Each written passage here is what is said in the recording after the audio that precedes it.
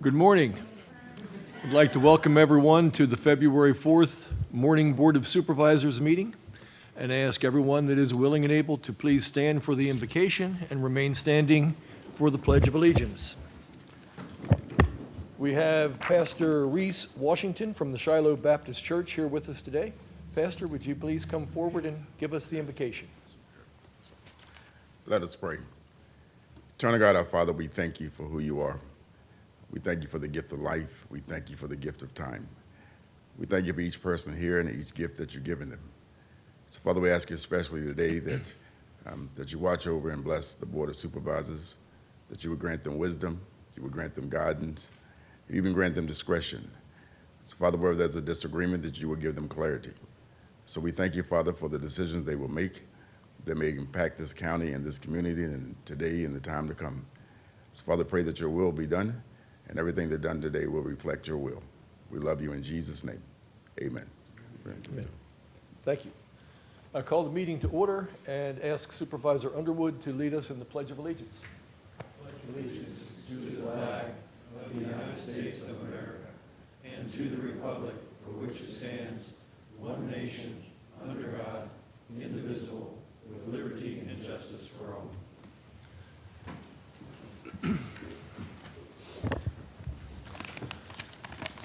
Okay, before we get started this morning into our official business, I'd like to make an introduction. We have a new person up on the dais with us this morning. Sam McLaren really doesn't need an introduction to this room. I think everybody knows him, but this is Sam's second day as our new county administrator. Sam has been with the county for 25 years. He is a graduate from Mary Washington College. He is certified, and there's a lot of things here I didn't realize. He is a certified zoning administrator, kind of knew that one, a certified floodplain manager, and a certified transportation manager. Sam, welcome. Thank you for accepting this job, and we look forward to working with you. Thank you, Mr. Chairman. I appreciate that very much. Okay, we're going to move forward now. We have an agenda before us. Are there any corrections or additions? Hearing none, we will proceed as presented. The first item of business is the consent agenda. Mr. McLaren, would you please read that in? Yes, Mr. Chairman, we have 3 items under the consent agenda this morning, and I'll go ahead and read those. Under number A, the board will consider, or letter A, the board will consider approval of the January 9th, 2025 AM and PM minutes. Letter B, the board will consider acceptance of 2 donations and a budget amendment for the Animal Services Department in the amount of $3,000. Battlefield Toyota has donated $2,000, and Southside Corner Treasures and Thrift has donated $1,000. These funds will be used for veterinary services. And item number C, the board will consider approval of the resolution of appreciation to honor John C. Egertson on the occasion of his retirement. Is there a motion for approval? Move to approve. Second. We have a motion and a second. Any further discussion? All in favor say aye. Aye. Opposed? Motion is passed. The next item on the agenda is general county business.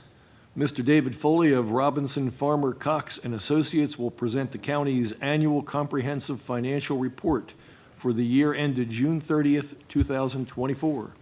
Mr. Foley, please come to the podium. Good morning, Mr. Chair, members of the board. Thank you all for having me here this morning.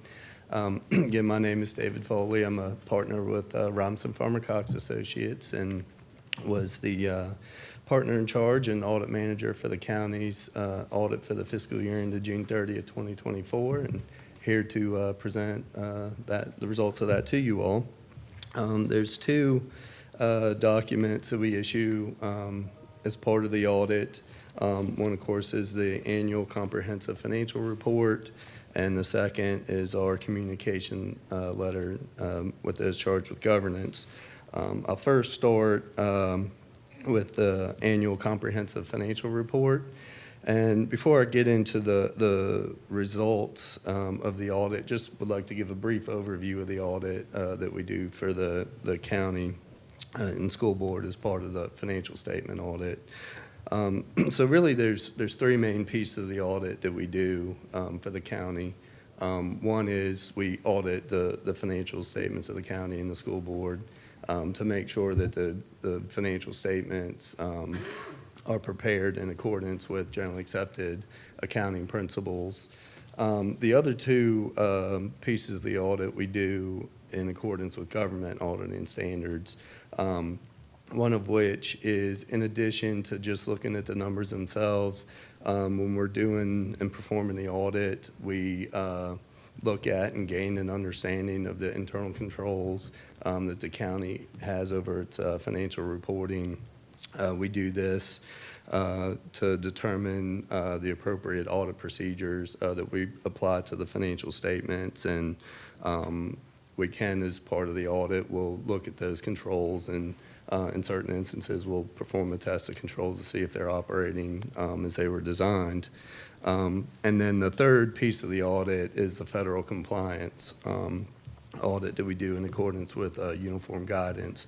So anytime a locality expends over $750,000 in federal grant funds, you have to undergo what's called a single audit, a federal compliance audit, when you have your financial statements audited. And so as part of the audit for the major federal grant programs for the county and school board, OMB provides a list of compliance requirements that the county and schools have to comply with when they're expending the federal grant programs. So for the major federal programs, we'll go through those compliance requirements to make sure that the county and schools are complying with those federal grant compliance requirements. So those are the three main pieces of the audit that we do. So as such, included in the county's annual comprehensive financial report, there are three different reports from us that communicate the results of the audit. The first report from us is towards the front of the report in the financial section, and it's on page number 17, which is our independent auditor's report. And in this report is where we state we did perform an audit on the county's financial statements, and is where we issue an opinion on the county's financial statements. And we have issued an unmodified opinion on the county's financial statements, which an unmodified opinion is the cleanest opinion an auditor can give on the set of financial statements. Basically, an unmodified opinion means that the county's financial statements have been prepared in accordance with generally accepted accounting principles. The other two reports from us are in the back of the report. They're back in the compliance section. And the first report back there is on page number 205. And this is our report over the county's internal controls over its financial reporting. This report was clean as well. We noted no significant deficiencies or material weaknesses noted in the county's internal controls over its financial reporting. Overall, we feel the county has strong internal controls in place over its financial reporting. Just as an example, when we come out to do the audit, we had very few proposed audit adjustments for the county, which means that the county's books were already prepared in accordance with generally accepted accounting principles. So I think that speaks not only to the strength of the county's finance team, but also the internal controls that it has in place. When those get out of whack, you have a lot of audit adjustments and you have issues. So I think that speaks to the strength of the county's finance team. 2 pages over is our report over the county and schools' compliance with its major federal grant programs. This is on page 207. This report was clean as well. No significant deficiencies or material weaknesses were noted, and county and schools' compliance with its major federal grant programs. Also, no items of noncompliance were noted with the federal grants. So, again, all three reports from us were clean. Would like to go over the second item we issued, which is our communication with those charged with governance. What this letter is essentially is there are certain required communications that we have to make to you all at the end of an audit, so we do so in the form of this communication letter. Just would like to briefly go through these with you all. First, there's some qualitative aspects of accounting practices. And here we communicate that management is responsible for the selection and appropriate use of accounting policies. All those significant accounting policies are disclosed in the notes to the financial statements in Note 1. Accounting estimates are an integral part of preparing the financial statements. For example, some of the more significant estimates that are used in preparing the financial statements, one are the depreciable lives for capital assets, which those are used to determine and calculate depreciation expense. And then the second is management's estimate of pension and other post-employment liabilities. These estimates are actually prepared by an independent actuary that comes up with these values. Just a few more items here. Difficulties encountered in performing the audit. We had no difficulties in dealing with management as part of the audit. If we had any, we would have to disclose the nature of those to you all. Really, I mean, Valerie and all the county staff and school board staff do an excellent job of working with us during the audit. They do an excellent job of having a bunch of information ready for us when we come on site so that we can jump right into the audit. They also do an excellent job while we're on site answering any questions that we may have, as well as pull any additional information that we request. We certainly understand all county and school staff are busy with their normal job, and to have 4 auditors walking in and out of your office for 2 weeks out of the year, I know can be a little cumbersome, but they always do an excellent job of working with us. Corrected and uncorrected misstatements. There were no uncorrected misstatements, so any proposed adjustments that we had were made by management and posted to the accounting system, so the county's internal records agree with what you have in your audited financial statements. Again, we only had a very few adjustments. Disagreements with management. Again, we had no disagreements with management in terms of any financial reporting or auditing matters. Again, if we had any disagreements, we'd have to disclose those to you all. Management representations. We do request certain representations from management at the end of the audit in the form of a signed representation letter. And then lastly, management's consultations with other independent accountants. As far as we're aware, management did not consult with any other independent accountants in terms of second opinion shopping. But again, those are just the required communications we have to make to you all at the end of an audit. But that's all I have, but be happy to answer any questions you may have. Thank you, Mr. Foley. Any questions?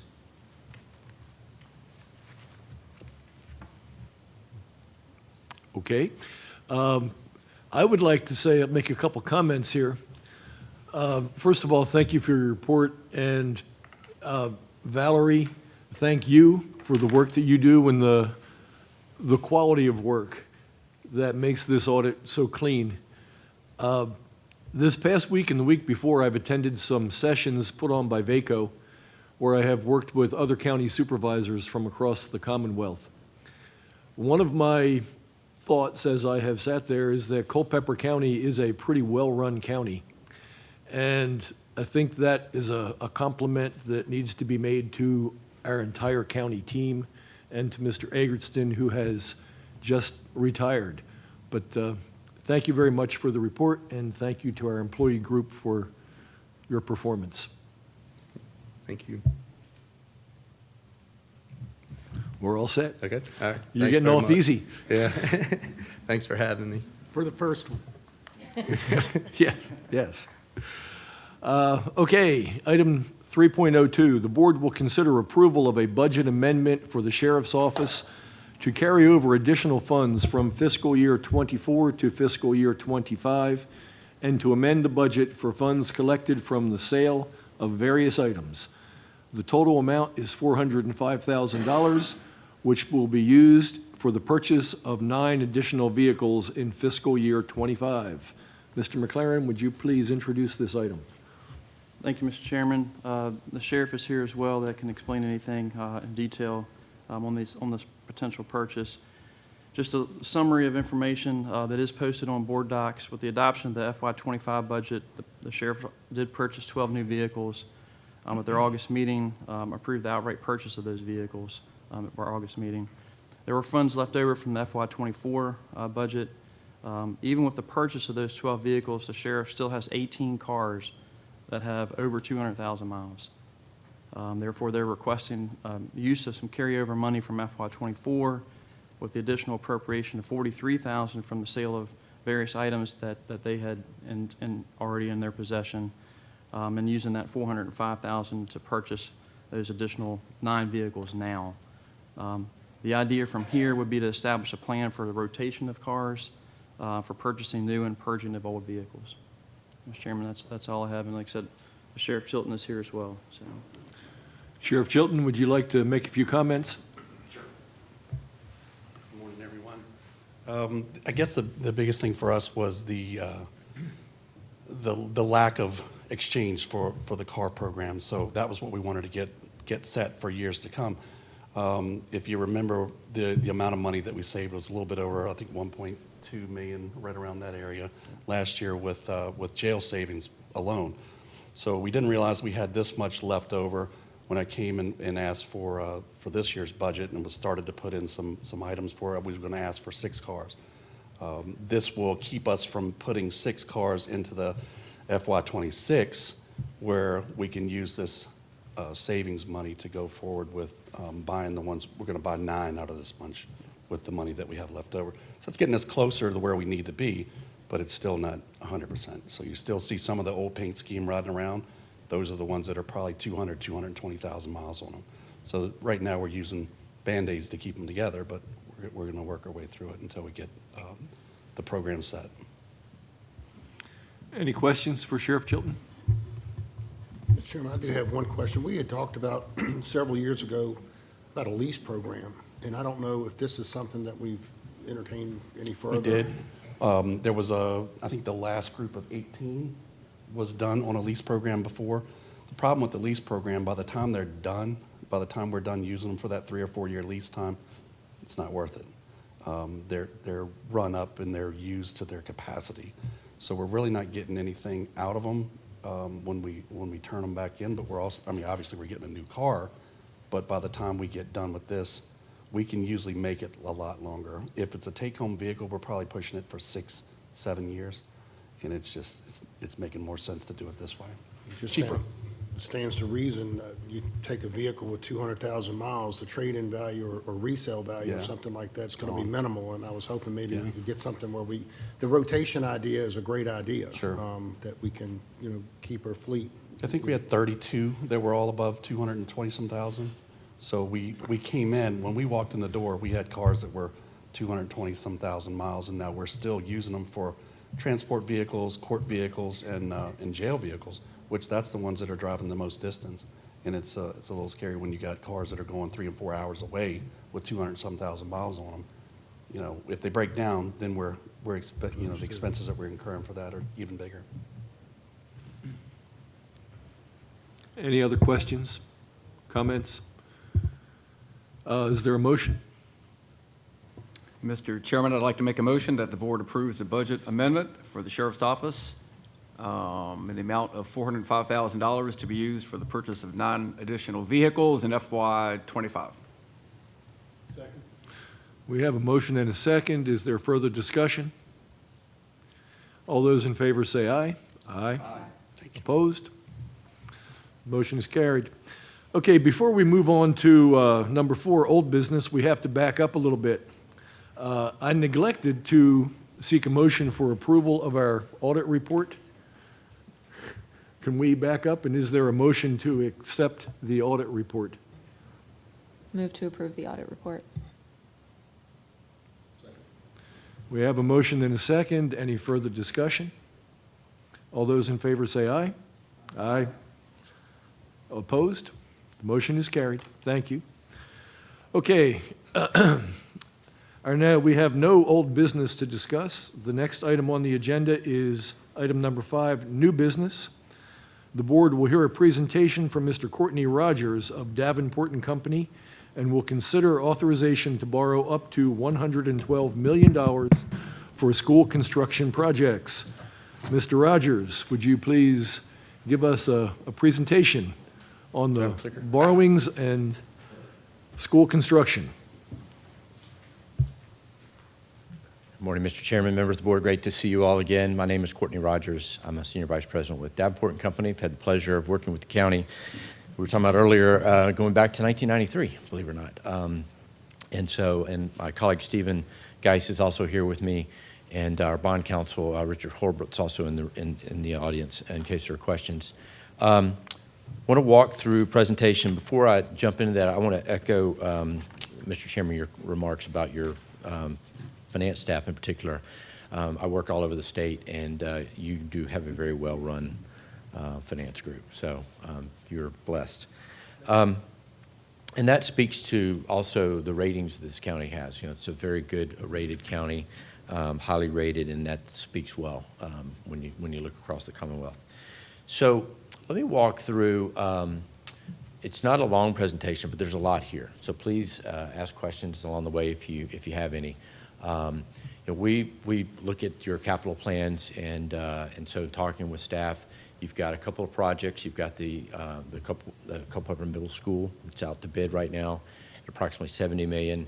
You've got the construction of a new elementary school at approximately $42 million. So we're looking at approximately $112 million of capital projects for schools, and looking for a plan of finance to do that. And so that's what we're going to talk about today.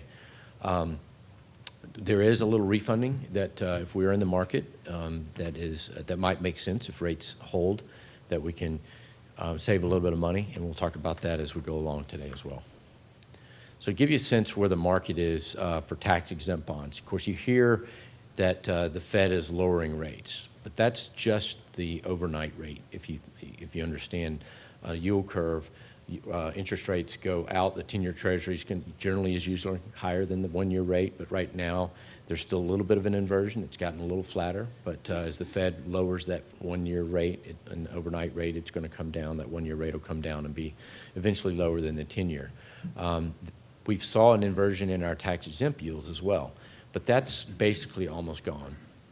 This chart shows you where interest rates have been over the last 25 years on the left for a 20-year rate for a AAA tax-exempt bond. And so when you look at that, you can see it generally has come down up until right before COVID. It really started coming down, and then COVID, it really dropped to historic lows that we may not see again in our lifetime. It's gone back up. You can see we've kind of been in a range on the right chart there of 3 to 3.5%. It's kind of gotten up into a little higher part of that, and it's come back down. So, but what I would say is that while it's been trading in that narrow range, interest rates are still pretty good for borrowing money.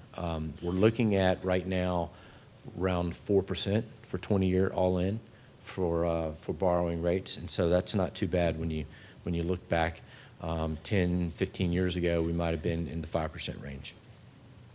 When we look at the options, what are our options to go out and borrow this money? Well, we can do a public sale where we go out and create an official statement. The bond counsel pulls together. That's our offering document, if you will.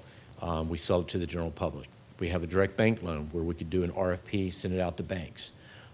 We have the literary fund program that the state runs. It's still viable. We'll talk about that in a moment. And then Virginia Public School Authority has also bond sales they do twice a year that we could join, or you can do what they call a standalone. So those are really our options, and that's still public market. So either way we're looking at that public market. Now, I'm going to go ahead and mark off number 2, because with this size, there's only a couple of banks around the country that can even handle it. And those banks right now don't like to fix rates for 20 years. They just don't. They generally will give us a fixed rate for 10 years, maybe 15 years. And even then, your competition is going to be very narrow. It's going to be the bigger banks that might play, and they may not. So really, we're looking at a public market. That's where we're going to get the best interest rates. We actually are seeing better rates from the public market right now, and that's been in place since the corporate tax rate was lowered. Part of that is because the banks don't get as much of a benefit by lending you tax-exempt money because they're not paying as much in taxes. So there's not that benefit to them. So as a result, we haven't seen them being as competitive. So we're going to mark that one off. Now, really, we're looking at then 1, 3, and 4, and Virginia Public School Authority, they have a pretty stagnant schedule. They issue in the spring, they issue in the fall, and as I understand it, being that the project's out to bid, we need some money and need to go move now. So we'll take off the pool program off the table because that will slow us down. The other one is a standalone program where basically you can issue through Virginia Public School Authority as a GO bond without referendum, but you have to go with, again, you have to go through the process of getting it approved by their board, and that is a kind of a scheduling issue because they're not even sure when they're meeting, whether it's once a month or twice, once every 2 months. So from a, again, scheduling point of view, we've kind of taken that one off the table. And we're really looking at number 1 as a public sale and possibly number 3. So I'll get into that in just a minute. The public sale will entail us going through the EDA to issue basically, which we've done before, lease revenue bonds. Or and actually we've kind of gotten rid of the lease now, we just call them financing bonds. It's basically an appropriation. Basically, it's an annual appropriation of the board to appropriate that debt service. So there's a little bit added risk. So the rating agencies will come one notch off your highest rating. And so even with that, we're going to be equivalent to what we do as a VPSA. And so that's why I'm very comfortable in saying our recommendation is to let's move forward with the public sale for the bulk of the borrowing. What we want to try to do is go through the lit loans for whatever we can, because your rate through the lit loan program would be 3%. And as you may have just heard me, we're around the plus or minus 4%. If we went today, we're probably just a little bit below 4% all in. But 3% would be your rate if you went through the lit loan program. The problem is, some of you may remember, there used to be a rolling opportunity, meaning you put in your application as it went through their meeting dates, you heard back yes. Now it's only a certain time that they open the enrollment process, I'll call it. And we actually talked to the Department of Education. They don't know exactly when they're going to do that yet. They've told us could be end of March, could be April, it could be May. So part of the issue with them is once you've bid a project, you're not eligible for lit loans. So we're probably going to be looking at lit loans for the elementary school only, because that hadn't been bid yet. And so once it is open, what we'll do is go through, and it's a maximum of $25 million per project that you're eligible for. So that's our plan, is to basically issue 112 less the 25 in the public market, and then the 25 would go through the lit loan program. I talked a little bit about the public sale overview and talked about kind of the rating aspect of that. I mentioned there's a public document that we put together called the offering statement. That is something that we'll need to bring back to you in its form to be approved at a later date with documents. So we're not doing that today. That'll come back to you at another date. We'll talk about that in a moment on the schedule. And then we'll actually get bond ratings. We have scheduled meetings with the bond rating agencies in a couple weeks. We'll get on a Zoom call with them. We'll go through our credit presentation and talk about finances, the economy. We'll talk about the actual where you are now debt-wise, and we'll show them how you relate to your key debt ratios, which I'm going to show you in just a moment. So this is the same process we've gone through before. We did it in 2014, 2019, and 2020. So nothing new from that standpoint. I think obviously the key question is how it impacts you. And so what you'll see is we're planning to issue these just like we do most of our general government projects that are buildings over 20 years. We typically find that after 20 years, you're replacing something: HVAC, roofs, doing some type of update. And so we want to make sure we're not still financing something that we're turning around and having to update and maybe borrow more money to do that. So we're looking at 20 years. We're going to try to layer it in as best we can with your existing debt. We'll show you that in a moment. Now, we've run today's market, today's analysis. We've assumed all of it's going to the public market, so we didn't show the lit loans, so that'll be an added benefit. If we are able to get the lit loans, the cash flows will be a little bit better because we'll be a little bit lower interest rate. But for right now, we've assumed current market plus 50 basis points. So assume it's in the 4.5% range in terms of that. So we're expecting it to come, we're not expecting rates to jump up, but just wanted to show you kind of worst case scenario. So cash flow impact, as you can see from the bar chart, the dark green is your existing debt. So you can see it's pretty flat over the next 5 or 6 years, and it starts to go down a little bit out to 2033, and then it really drops. And so as best possible, what we've done is we've got interest only in 2026. There won't be anything that affects the current budget. So it really starts in next year's budget. And then we start paying a little bit of principal in 27, 28, 29. It's pretty flat, and then it starts coming down as it mimics the existing debt service. But you'll see that blue line is your current maximum existing debt. So there is obviously going to be needed some additional cash to take care of that. You'll see that in the far right column. So essentially in 2026, you're going to need almost $6 million. Should be a little bit less than that, hopefully with these interest rates stay where they are, and then roughly another 2.4. So call it going to be probably pretty close to just below 8 million is my guess with interest rates where they are right now over the course of those 2 years. And that'll basically be in place, you'll see, until 2033. That's when the next drop, if you look at the debt service, drops from about 13.2 million down to right at 10 million. So you'll see about a $3.5 million drop. So if we're thinking about any other projects that might be out there looming, that'll be the next big drop point in terms of where existing budget dollars could be used for another issuance. So there's 2 key debt ratios we look at. Sort of, I like to think of them as the credit card limit. One is the outstanding debt divided by the assessed value that includes both real and personal property for the county. And so our policy is not to exceed 3.5%. The existing debt there in green, you can see the light green is proposed, and we just barely get to 1.5%. So we're in great shape on that policy. And so that gives us, that's good. The one that's a little closer to our target is this is kind of like a budget policy. It's the annual debt service compared to your budget, or expenditures in this case. And so when we add add on top of the existing debt, the proposed debt, you'll see it peaks in 2027. Again, that's when that higher debt service comes on board. And it gets to right around 7%. So it's below the 10% number. So essentially, you think of it, 7% of your budget is basically going toward debt service.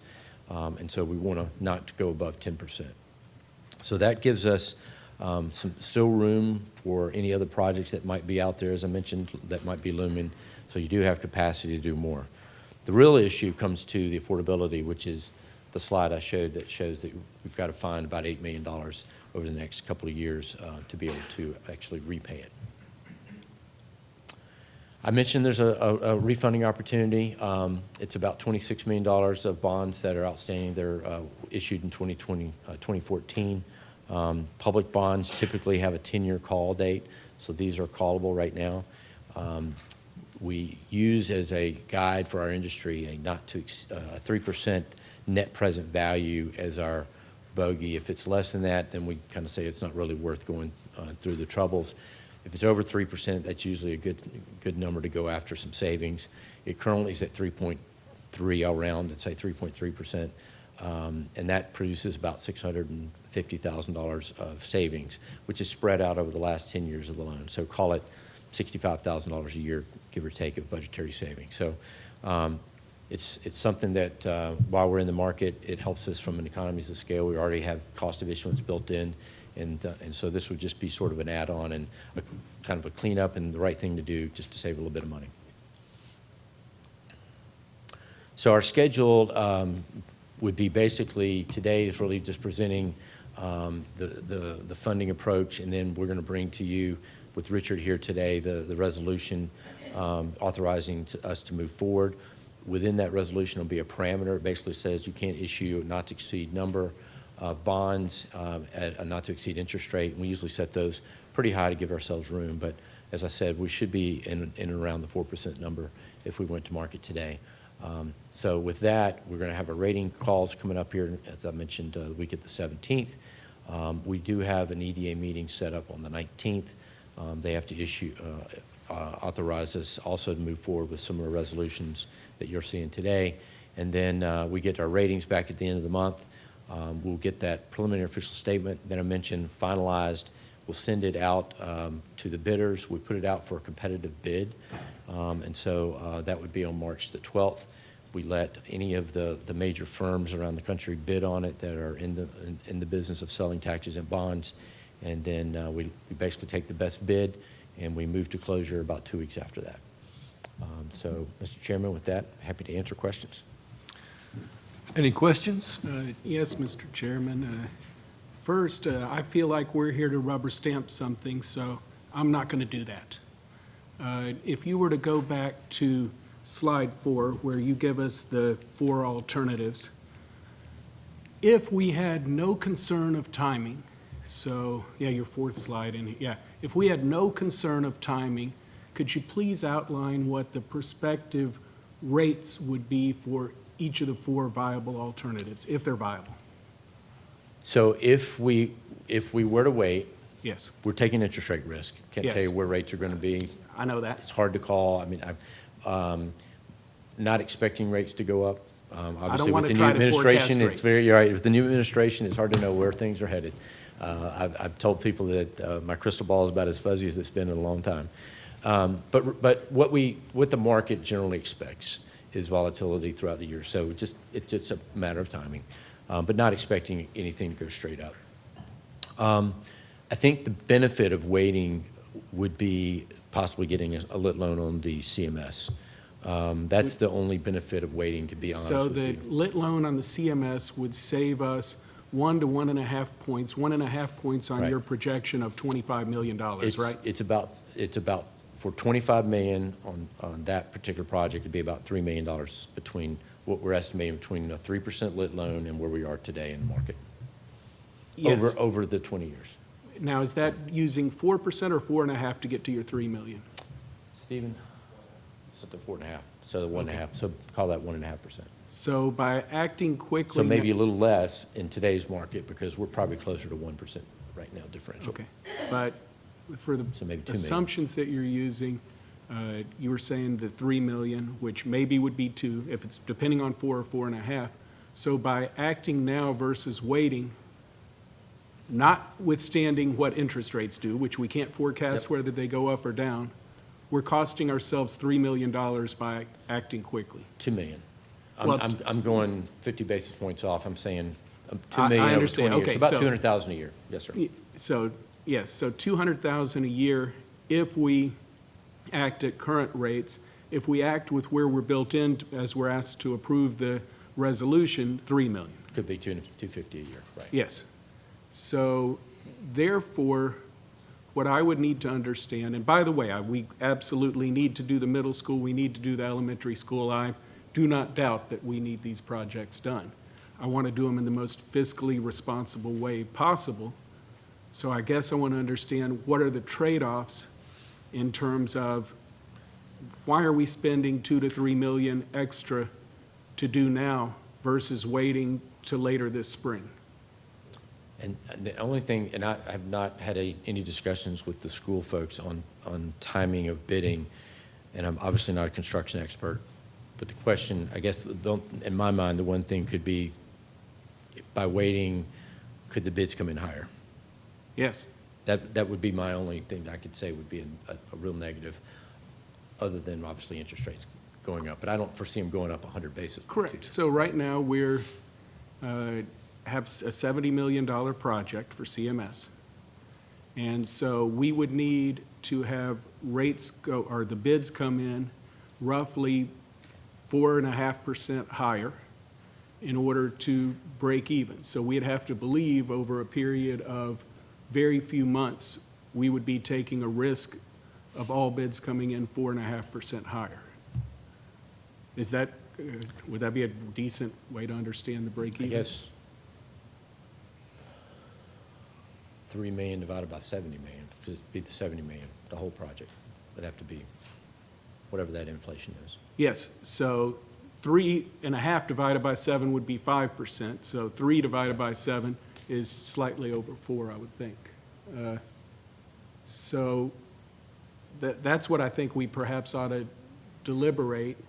And another thing, though, in addition to that, is timing relative to cash flows. Meaning, and this, you probably weren't asked to look at, but the county is expecting to have a data center come online that I believe is going to generate somewhere between 7 and 9 million in cash flow per year. Yeah, we were aware of it in general and tried to push back as much as we could into 27. I'm not sure what your timing of when those revenues are Well, coming. that was my question. Does anybody know or have a rough guess of the timing of the revenue? Within 6 months or a year? No, Supervisor Under, we do not have clear timing on that I'm aware of, so. We're working on that now. Within 2 years? I mean, it's In a 2 building years. out there is. Yeah, the buildings, we have real estate, right? Yeah. Maybe there's nothing in it yet, but there will be. They're not That's gonna what I'm build- wondering. Right. So the timing of that is what we do need to work out. So I do not know the timing of when we would be able to collect on that Have we equipment tax. called the end user and asked them when they're planning on putting servers in the building? I have not. We are working on an economic study that does give us some information. That would include Amazon as well as the future projects as well. So. Okay. How are we, and maybe this, I don't know if this is for you or for other members of the board, how are we planning on handling the cash deficiencies over what will be a 1 to 3 year period presumably relative to inflows versus outflows? Like, we're going to be short 8 million, then 2.5 million, and then maybe not short. So how are we handling that? What's the current, we have a fund that we were able to pool for our debt service reduction. That's What correct. is that fund at this point? Mr. Chairman, to Supervisor Gugino, that's correct, but that would cover us for the initial year for the interest-only payment, maybe a little better. We have about a little over 6 million towards peak shaving of debt, which certainly could help us this coming fiscal year for FY '26. But as Mr. Rogers pointed out, FY '27 is the bigger year. And I think that's what Supervisor Underwood's probably alluding to. Yes. About $8 million. And the timing of the data center revenue is absolutely key for that, obviously. So there are other options for raising revenue, but I'm not going to discuss those. The board knows what those are. Raising taxes would be the other option. Yes, I don't like discussing it, but I'll at least outline it for the public to know what we're saying. right. So, Stephen, how much principal's in that first year in 27?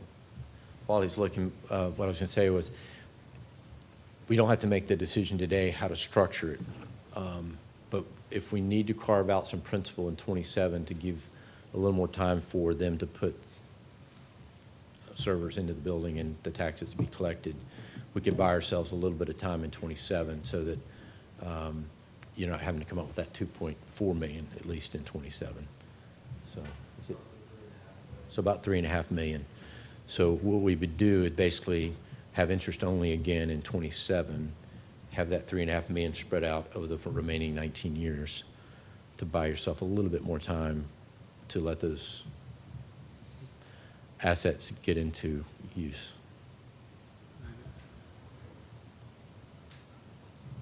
Not as much for finance, but I'm kind of wondering, you can forecast what's happening to construction prices, easier than you can forecast the bond market.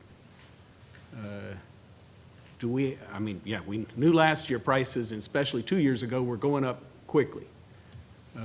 For commercial or schools like this, do we know what's happened to prices over the past couple of months, and do we have an opinion of what would happen over the next 3 to 4 months?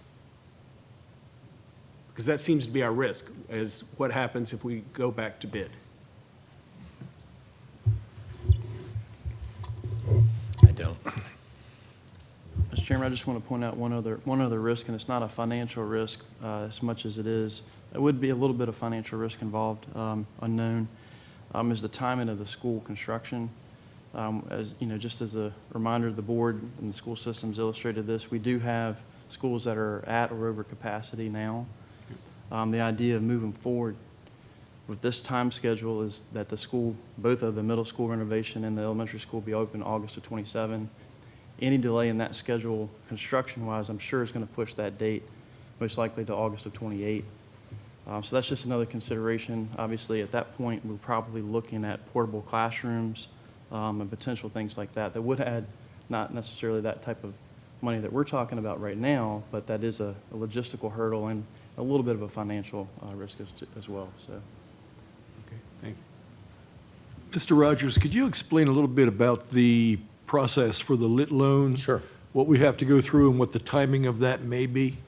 Sure, as best I can, because it is a little bit of a moving target, as I mentioned. So we actually had the new person the older person retired, so we have a new person who's in charge of this, and so we're all kind of learning. And so she said that basically they weren't sure when, but they would open up the process in either March, April, May. So you put in your application. Obviously, there's a fixed amount of dollars that the state has put into the budget for it. And so I think it's a good question, is that there's no guarantee that we get the money, all of it. And I don't know how, like if there's more hands out than dollars available, are they going to just reduce the amount, or they just, I don't know how they choose and say, okay, these come first and these guys don't get anything. And if that were to happen, then we would have to come back to you and do a subsequent borrowing just through the public market at some point in the future. And that was our plan if that were to fall through. But it's worth it to try to go through and get it. So what happens is you submit the application. As a part of that, they will review the plans and specs, which is why and this has been a rule in place for many years, is they do not want you to bid it out until they've had a chance to look at the bids and specs. And then once they sign off on it, then you can go and bid it. You get, basically they put everything in front of the Department of Education board, the state board, and once they've approved it, then my understanding of the way the program now works, in the old days, you had to go out and do interim financing. We don't have to do that anymore because they now have the money. In the past, they were basically making promises for money coming later. But now they basically, I think, treat it like a loan at the bank. You submit, here's my request for dollars because here are the invoices I have, and then they give you that invoice. And then once you're done, the loan is finalized and you start paying principal and interest on it. And you're not sure of the criteria as to how this money is How allocated? they're selecting, right, yes, sir. They've been a little bit all over the board on selection. Just, some of you may know, the governor gave a pot of money where they were giving grants. Now, there was a little bit more defined, you need to meet these criteria, and if you don't meet these criteria, don't even bother putting your application in. And that was more, I think, toward more needy types of localities. But this is supposed to be open to anybody. So it's not supposed to be on need-based. But as to how they may select, I do not know. And how many people may have their hands out is obviously, do not know. Do you have any idea how large the pot is? I thought I saw the number 400 million. It was a number that I sort of remember. Is that yeah, about 400 million is what I thought I saw as a pot. And I don't know if there are other monies that are coming due from old loans too that add to that, so it could be more. Because folks who've had loans in the past years are repaying it, so that principal usually gets reallocated. Other questions, comments? So the timeline, oh, go ahead. So the timeline for the bonds was March 26th, funds would be available for the project. Do we have any Correct. idea, even with the worst-case scenario that open enrollment is May, at what point we would be able to have funds to allocate to the project? So that might be, I would say if it's May, you know, it could be 60 days by the time they get their Board of Education together. They go through all the plans and specs, go through the process of selecting folks. I mean, I would think July, August. could And be then as at that early. point, we Yeah. could set it out for bid. And that would be just for the 25 million. So if we move forward with the, let's just say for the moment, we did 112 minus 50. We could start the projects with the other money, but you still got to wait and get the plans and specs. That's the thing that's going to hold you up, per county administrator's point of the schools wanting to go now. If they wait and they don't open and roll until May, you may not get approval to start your bidding until June or July. Yeah. Okay, thank Would you. the fact that we have sold bonds and had a plan already in place for this school impact the application for the lit loan? They will not give you a lit loan if you've already bid it out. That I know for a fact. That's been that way for years, and they reiterated that on our call a couple weeks ago. And the bid is out? The bid is out. Yeah. So the lit loan for the middle school is off the table at this point? We'd have to Unless we rebid. Unless you rebid it. Unless we I rebid. think that's, I don't know that for sure, but I think that would make sense to me, is if you said we're pulling it off the table, gave the plans and let them approve it. The real thing is, they're just real sticklers about wanting to approve the plans and specs. It's always been that way, ever since I've been working with the program for the last 20-plus years, so. Mr. Chairman, may I, why do they want to see your plans? Are they looking to see if you're buying the standard model, or are we getting the one with all the bells and whistles? What's the purpose of them having to see the plans? Yes, sir. What I heard someone say was they want to make sure that you're following all of the state procurement rules and things like that. That's because I asked someone the same question. I didn't ask them directly, but that's what I heard, was that they wanted to make sure that they were following all the protocols. Yeah, it's kind of, it sounds silly. I agree. But Mr. McLaren? We've submitted for lit loans before. Did it cause the school to be more expensive after we did it? Just wondering. That'd be good to know, because if it's going to cost us more than $3 million in putting fancy stuff in the school, then we don't, yeah, that's not good either. And Mr. Chairman, that was my question. I don't know if Valerie or if you remember our experience with lit loans in the past, because I'm not familiar with those. I'll say that they've not said you need to do something different. I don't remember that on any of my But if we had projects. direct experience, Culpeper County. Yeah, I don't know if they've ever said, after they've looked at it, you need to do X, Y, and Z, and that's cost you more money. What I have no idea is if you've waited, if prices have gone up, Right. that part I have no idea. I don't know if you remember, I don't. The county went through the lit loan process when we built Eastern View High School and Yale Elementary, and the limits weren't, I think, 10 million back then per school. Yeah, 7.5, 10, something like that. And so we did get funding for the lit loan for both of those schools. And the school board actually filled out those applications. We did not do that here, but I don't recall any hoops or anything that they made us jump through. It was just a matter of, filling out the application and submitting it, and then the county received its funding, and, we submit back to them. I was involved with the process for Yale, not Eastern View, and my recollection is similar, but there could have been something at the school board level, so that's why I was asking the question. I think one of the issues here may be timing. Mr. Bates, did you have something you wanted to? Well, that was several things, as Mr. McLaren brought up. We've expended money, or in the process of going to be expending money in the near future, buying real estate for the school. We've had engineering studies done. How does that affect where we are? And is that something that we're going to take out of this $6 million that we had allocated in the capital fund? Is that what we're going to pay for that out of? And it sounds to me, you're talking about rebidding, if we were to rebid the middle school. Well, I mean, we could take that lit loan and we're not talking about both projects, right? It's one for the entire amount, is that correct? Right now, plan that's presented to us, as I understand it, is one lit loan for the elementary school. one for the middle school. 25 million. But we could, if we chose to rebid the middle school, we could go through the process and have 2 lit loans for 25 million each. Is that correct? Correct. Yeah, just because of timing and the way they do it now, the last time it was open was, last spring. Yeah. So you couldn't have, you were too far behind the curve. It's just unfortunate timing, basically. Yeah. You're ready to go, and unfortunately, they're not. And so our plan right now as presented would be one $25 million lit loan.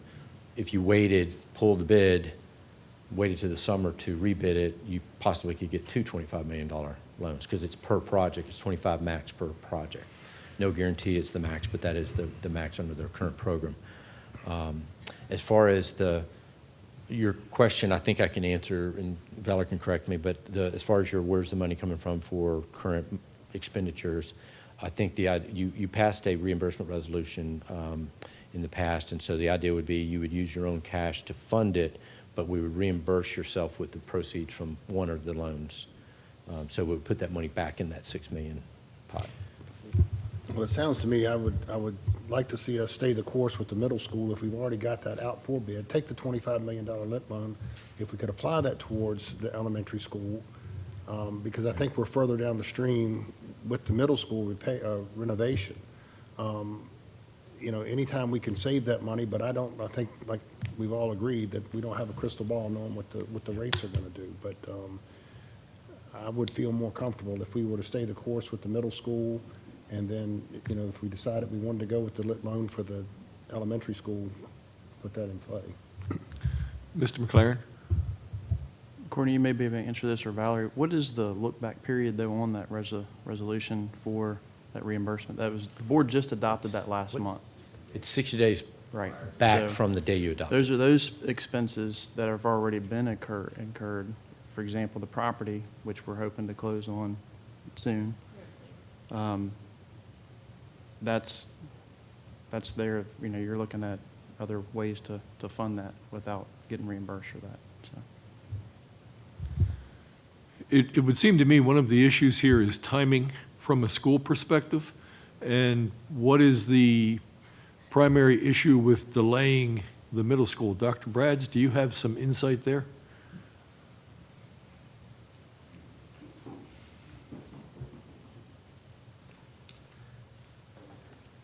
Mr. Chairman, members of the board, this is probably not my forte, so I'll say that up front. But a delay would certainly be problematic in terms of our increased enrollment. So we've worked closely with our joint CT committee, and joint capital planning committee, and kept you all apprised. And at our August 1st, 2023 presentation, we showed we have done our due diligence about growth, about enrollment, and frankly, building and development is not stopping or delaying for financing, but we may have to. So it is ultimately your decision. But a few things. Obviously, you've heard, the max on literary loan is $25 million. That doesn't cover either project. Yes, it's at a lower rate because it's based on our composite index, which will not change in this biennial budget or the next. So we got all that. That's good news. And it's possibly that a single locality could get 2 literary loans in sequence, as perhaps happened before, depending on the timing of when Eastern View and Yao were applied for. So I don't know the answer to that. But still, the fact remains that we have a project out to bid that we are scheduled to open bids next Tuesday, a week from today. The target on that project is $68 million, not 70, so that's 2 savings there. Maybe Mr. Underwood, hopefully. We have 9 active bidders who requested full packets of general contractors, so that's exciting that there's that appetite out there to do this work. Frankly, I'm no construction expert on cost or inflation in their world, but with what's happening in our world with respect to, dare I say the T word, tariffs and other things, I don't think things are going to get less expensive. I think they're going to get more expensive. Unqualified to say that, just that's a school superintendent's 2 cents worth. But I really think we're going to have some very good-looking bids come in next week for this project for the modernization, renovation, in addition to CMS that you all have endorsed, yes? And I do understand and appreciate your challenge of funding it and the timing of when new revenues coming on board for data centers. I get that. But I think that what we've done with managing our capital fund, capital fund balance that you have, that we can work through it to get those expenses taken care of. As Mr. Bates said, we've had some things, and Mr. Clarence said, we can go back with these loans to repay the county. We've spent $1 million at CMS already on plan and design. We have spent $110,000 at working on elementary school number 7, not to mention the land acquisition that is impending, okay? So I'm not going to stand here and talk about numbers and enrollment because I don't have that with me right now. I just think that a delay would harm also the great relationship that we have between the county school board and the board of supervisors, and working together on these projects and being very upfront. And we've done our due diligence. We said, wait a minute on elementary school number 7 because of where our growth was, and we demonstrated it's in a space that where you have land already is not the ideal space. That's why we've landed at land that you all have supported in the Greens Corner area. So nothing facts and figures there. I will say this about the loans. Yes, the competitive loans, they're in the General Assembly this session as well. Those SCAP loans, the School Construction Assistance Program, we applied for those. Chairman Deal signed off on. You all support us applying for those. But frankly, we take good care of our facilities to get those loans. I've seen the multiples go to other divisions where we did not receive that. So the SCAP loan was not a possibility. I don't know how the rubric works for the literary loan. It's been a while since I've dealt with that kind of application. It's been many years ago. So there's no guarantee that either CMS project or elementary school number 7, we're going to get that literary loan financing for up to $25 million, and will we be worthy in our projects of getting up to $25 million. So I think that we make hay now and get a good pricing now and get the project started that you all have endorsed. So I'm happy to answer any question you may have if I possibly can here today. Any questions for Dr. Brads? I do have a question, and it relates directly to the literary loan. And if we don't get that, how far back, and this may be for Mr. Rogers, how far back does that set the table for the elementary school? In other words, if we decided today, okay, we're gonna take the literary loan and we're gonna apply that to the elementary school, and we're gonna go ahead and proceed with the bond for the rest of it, and we find out in May or June, well, we didn't get it. So where has that put us? Because it won't slow things down because it will not? It will not, because when we go borrow the money, it's all one big pot, so the money can go to either project as far as when Valerie's cutting checks. But we So could, it won't slow down the elementary school as they go through their bidding process. I don't know we what could still that enjoy calendar the is. savings of the reduced That rate. won't slow it down. December 25. So, hope to bid December so 25. bidding, if they're bidding December, that won't slow it down. In fact, we can be back in the market this fall if we have to move that quickly and have the money before they even bid. And their completion date that we talked about in committee, we could still meet that goal. Right. And, okay, well, Yeah. that, to me, that's That another won't, one. that I'm confident wouldn't change. Their- Clarification here, that is the plan you originally discussed, which is borrowing Yes, sir. selling bonds for the middle school and going $25 million literary loan for the elementary school. Right. And the differential in the project between 25, was it 40 million is for the, I'm sorry, I have the number. 42, including land So use. the difference we'd borrow with the EDA Okay. bonds, and so you'd have that money. But again, the monies are basically kind of gelled together. They don't have to be segregated by project within the lit loan portions would. But Okay. the other part, we can move around. Mr. Underwood? You mentioned that where the bond rating is down one notch because it's subject to appropriations Right. by this board. Is there any mechanism to not lose that one notch? Is there any other way to finance where you don't If you went lose that? through the VPSA standalone, that number 4, the standalone, not the pool, the standalone port, then you'd use your rating, the county rating, not the VPSA rating. But again, the timing of that is, it could push us back another couple months. But for only 2 months, what is the difference of losing one notch in rating? What's the spread? 1 day's movement in the interest rates. I mean, we're talking about maybe 3 to 5 basis points. It's really nominal. So you lose that in a day. The Or market gain it shows- in a day, but yes. Or gain it, yes, absolutely. The spread is not, it's nominal. We're such good market right now, the rates are very compressed. I don't see, well, in the future, what I would say, and especially if we're looking elsewhere, while it's nominal, every 3 and 5 basis points on more than 100 million adds up. So if there is a way, this board has always appropriated for capital projects. I question things more than most, and I still have always voted for appropriating for paying debt. It may be worth looking and planning for VPSA when we have time and are earlier in the process, just to save the 3 to 5 basis points. I'm not arguing it for this, because I get what you're saying, but in the future, saving 3 to 5, every 3 to 5 helps. No, you're not incorrect. We're dealing with the hand we're dealt. Supervisor Lee? Yes, sir, thank you. I'd like to just kind of add on to what Dr. Brad said regarding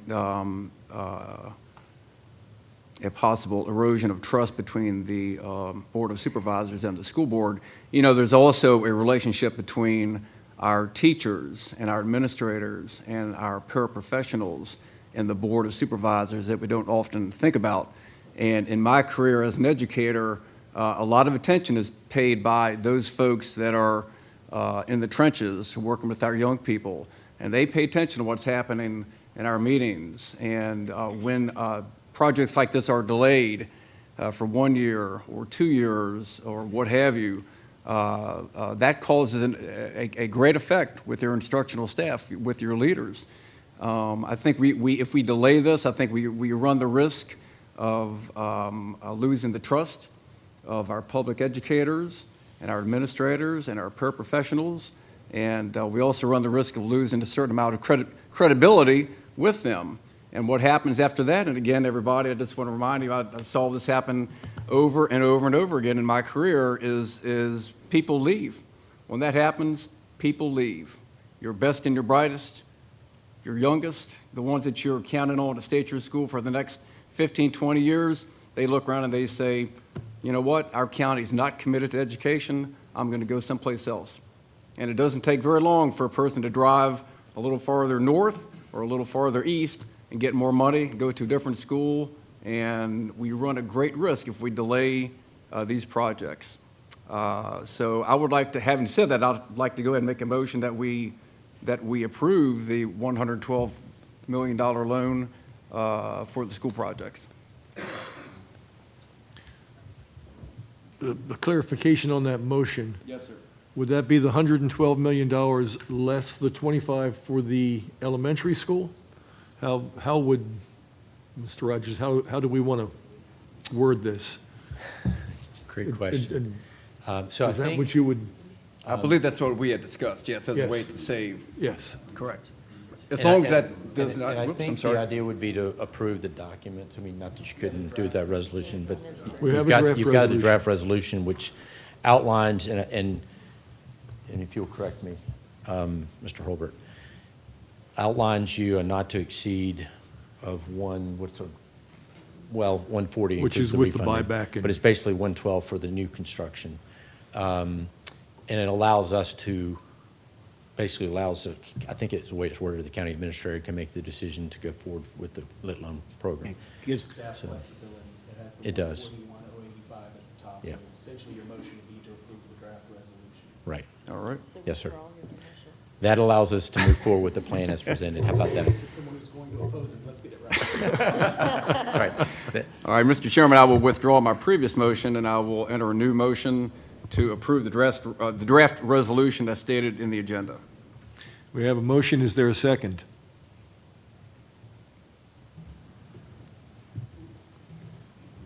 Just so, can we have more discussion before we? Oh, absolutely. Second, I would like- Absolutely. All right, second for discussion. Second for discussion, Supervisor Gugino. Okay, we have a motion and a second, now let's have some discussion. Supervisor I'm Bates. still fuzzy on this literary loan. Sure. Okay, so we're gonna borrow $112 million for the, and you're gonna proceed on with the bond. Come May or June, we find out we were awarded $25 million. So that $25 million comes off of that 112, is that correct? So actually, we're not going to borrow the 112. I think what I'm hearing today, you all are in agreement with our thoughts of let's take a shot at getting the lit loan. Correct. So we're not going to borrow 112, we'll borrow 112 less 25. We're going to go to market in March, we're going to sell bonds at, do the math real quick, was that 87 million? Thank you. Sometimes my wife beats me up on small numbers. 87 million we'll go out and borrow in the open market. We're going to apply as soon as the window opens for the lit loans. If they say yes, we're good. If they say you can only get 12 million, we'll take their 12 and we'll just have to go back and we'll come back with a new plan. Okay. We'll have to come back before you and borrow the difference in some other manner.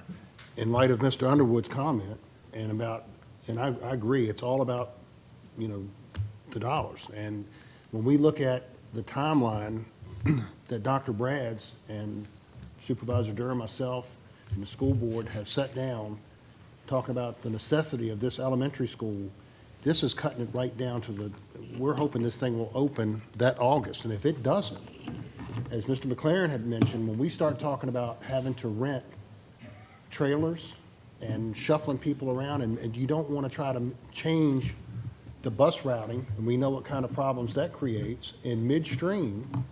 I just think for the best, taking in consideration the dollar, and I agree 100% what is going to be the best route to save taxpayer money, but to accomplish our goal of getting both of these projects done, I think we're on the right track. I support what Supervisor Lee, I support the motion, so. Other discussion? I understand this board's, or you and Supervisor Lee's desire to support the motion, and I understand that we're well along in the process. In terms of whether this would damage relations between the school board or educators, et cetera, one, I think we have pretty good relations relative to historic standards. And two, actually there's a joint committee. There wasn't a joint committee when we were doing this back 15 years ago. That said, there are, two things. One, there's room for improvement in the process going forward. So I would hope the joint committee, the school board, whomever, looking at the timing of literary loans, which is, while it may not be known within 90 days, it's known more broadly. And if that can save us 2 or 3 million, that's worth doing.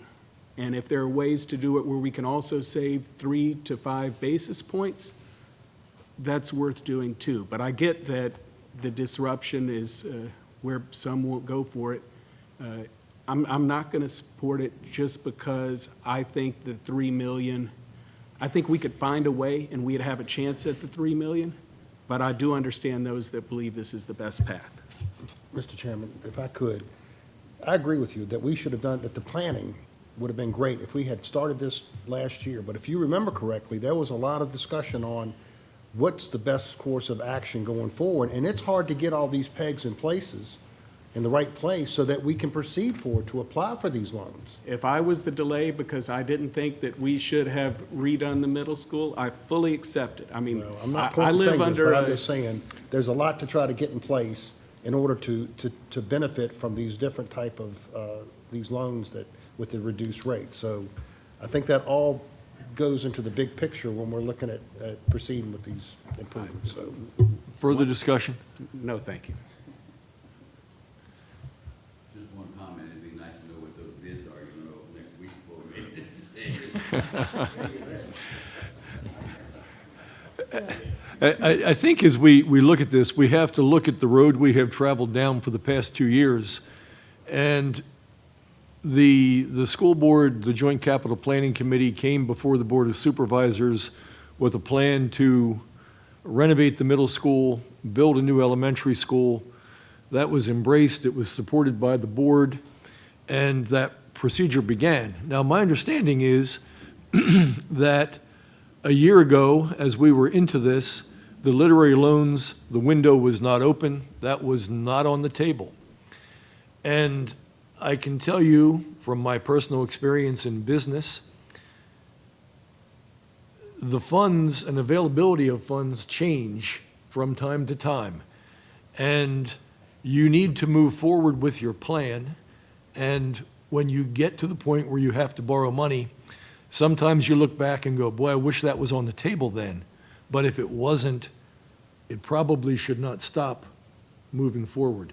So I think we've started this ball down the road, and we need to continue with it. With that said, is there any further discussion? Okay, we'll call the question. All those in favor say aye. Aye. Opposed? Motion is carried. Thank you, Mr. Chairman, Mr. Board. Appreciate it. It was a great discussion, and sorry we couldn't get it all dovetailed perfectly, but we worked with what we had. So, thank you again. Okay, thank you. All right, the next item on the agenda, item 5.02, the Board of Supervisors will consider adoption of a resolution opposing House Bill 2126 and Senate Bill 1190 regarding regulation of solar facilities. Mr. McLaren, would you introduce this item? Yes, thank you, Mr. Chairman.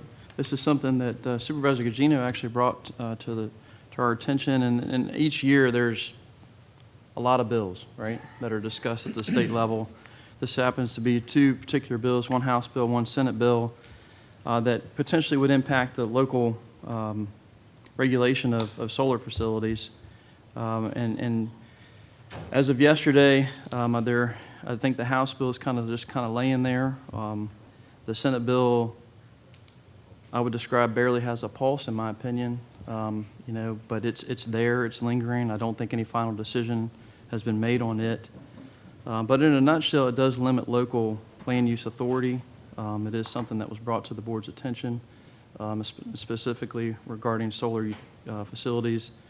As you all know, we have our experience with a lot of different conditional use permit approvals. In the past, we've, to date, have only approved as a county one facility that is just starting construction, a little bit of construction now. That was approved in 2018. So there is interest across the county today for additional facilities, just no current applications. Mr. Chairman, that's my introduction. Attached to board docs is a draft resolution opposing both bills. That is at the pleasure of the board whether you want to adopt those, and we certainly would forward those on to our representatives, at the state level. Thank you, Mr. McLaren. Discussion?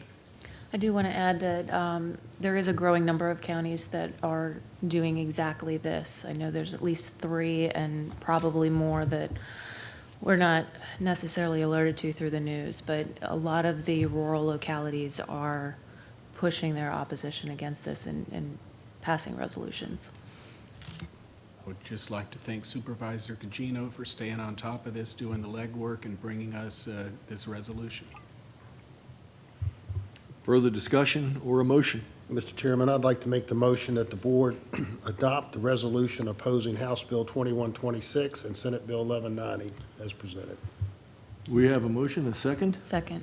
Motion and a second. Any further discussion? Mr. Chairman, I think this is something the board needs to watch very carefully because the Commonwealth of Virginia usurping the authority of local boards of supervisors would negate the need for board of supervisors because land use and working through taxation, that's one of the biggest issues that boards deal with. And should they move forward at some point in time, and it may come because there's a tremendous lobby. And let me say while I'm on the subject, these things are not sufficient, they're not efficient. They wouldn't be building them if it wasn't government money being poured into them because they're not sustainable. But should they get to the point where they decide that they're going to take over land use for the local governments in the Commonwealth of Virginia, I think it's time for a class action lawsuit, and let's see what the courts say. Absolutely. Thank you, Mr. Chairman. Further discussion? All those in favor say aye. Aye. Opposed? Motion is carried. Item 5.03, the board will consider adoption of a resolution to designate August 22nd and 23rd as Culpeper Lafayette Days. Mr. McLaren. Mr. Chairman, the Lafayette 250 Greenwood Committee is requesting the Board of Supervisors consider adoption of the attached resolution. There's an event August 23 scheduled 2025, as you see there on board docs, for reenactment of Lafayette's visit to Culpeper in 1825. There is an attached resolution, Mr. Chairman. I'm happy to read that if it's the board's pleasure into the record, if you're willing to adopt it. Would you like to hear the resolution read, or do we just have a discussion or a motion?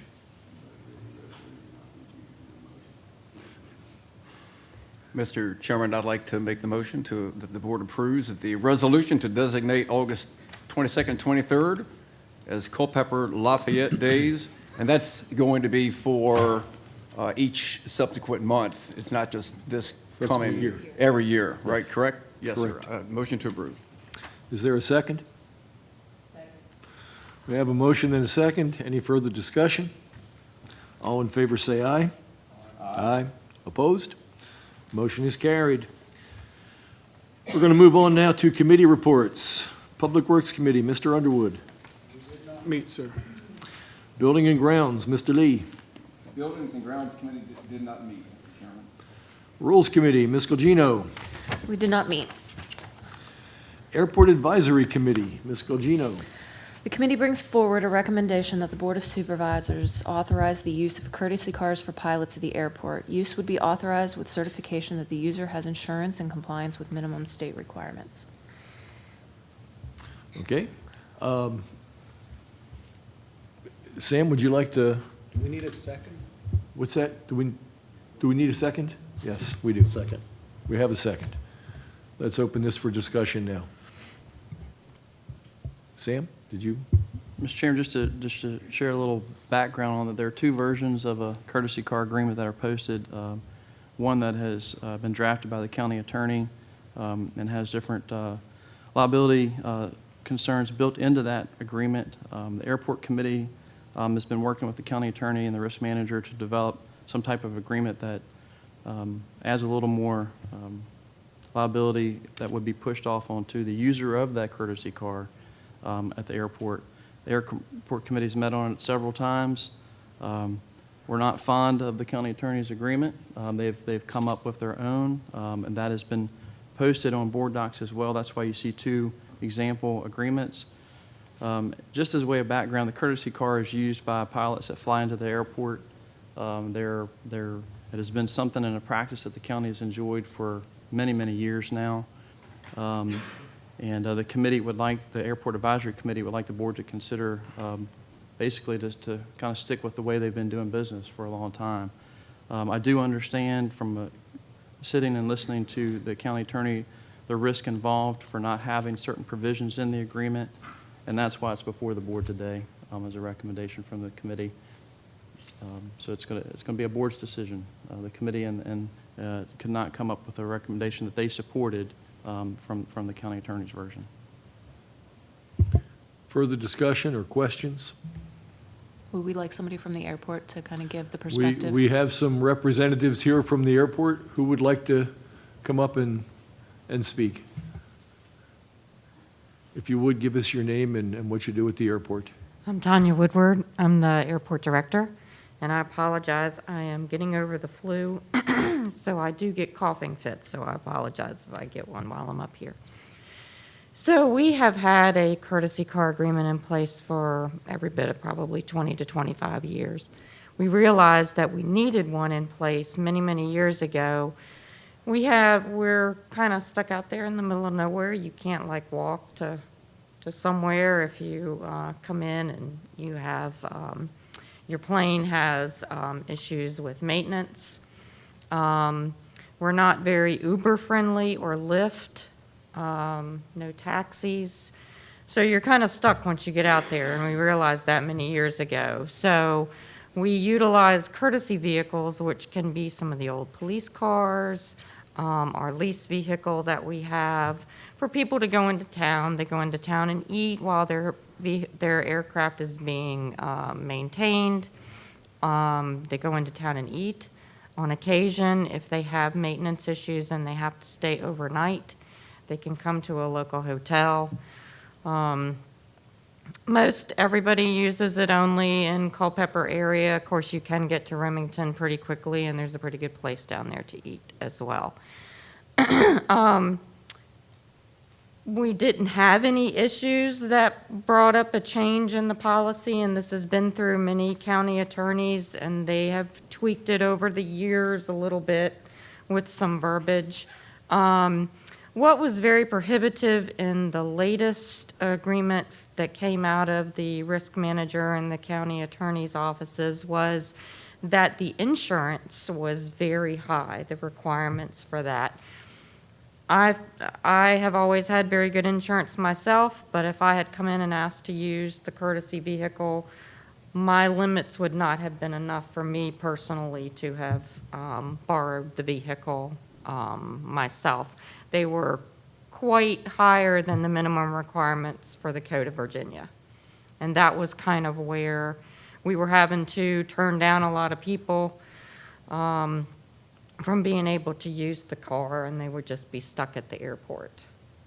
The first person that I was able to actually could utilize the car was a NetJets pilot, and he said it was a requirement to have a higher limit on his personal automobile insurance as a part of his employment. And so he was the first one we were able to allow to use the courtesy vehicle for that reason.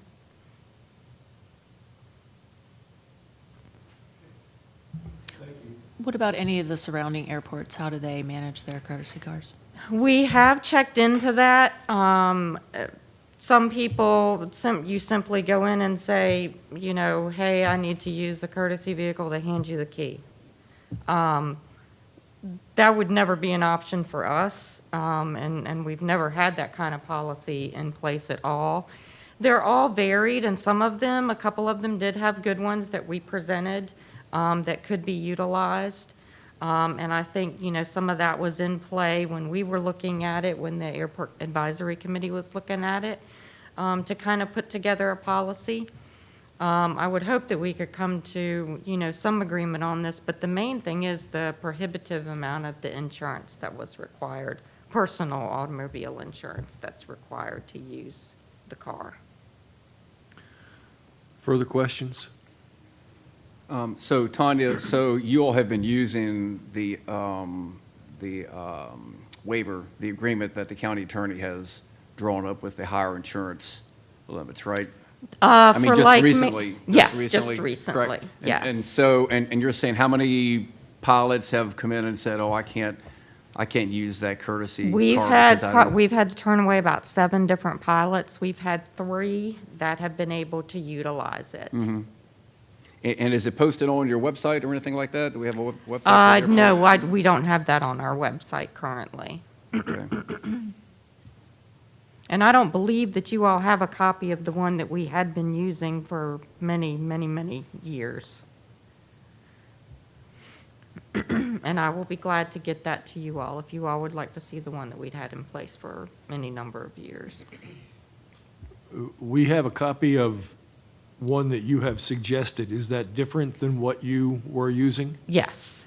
Yes, that's the one kind of that the Airport Advisory Committee kind of compiled based on what a lot of the other locations were using as well.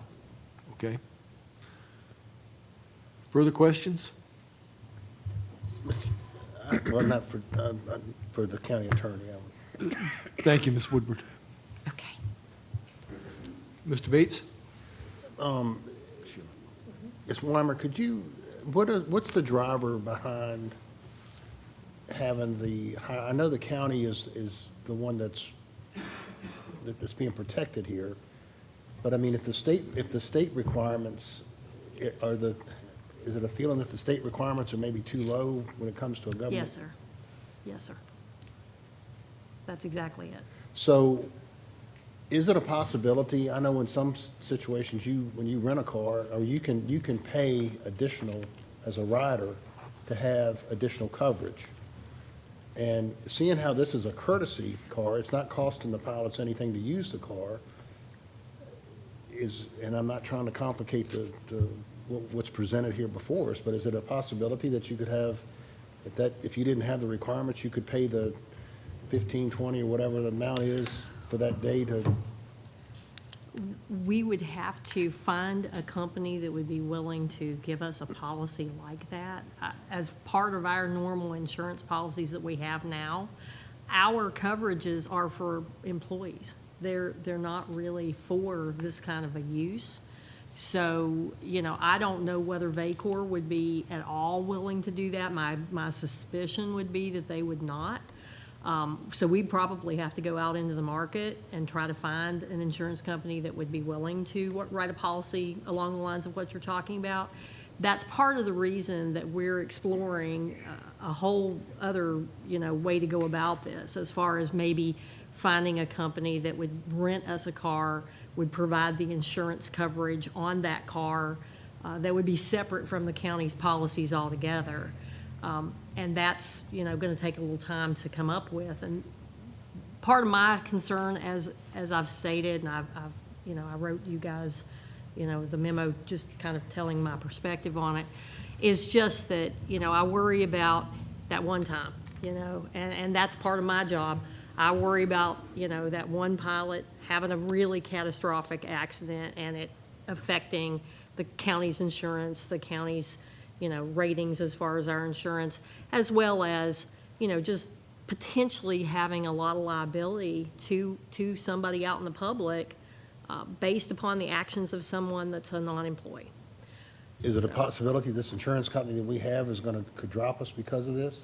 I don't think they drop us, but they may there's a possibility, and I said this in some of the correspondence that I've said.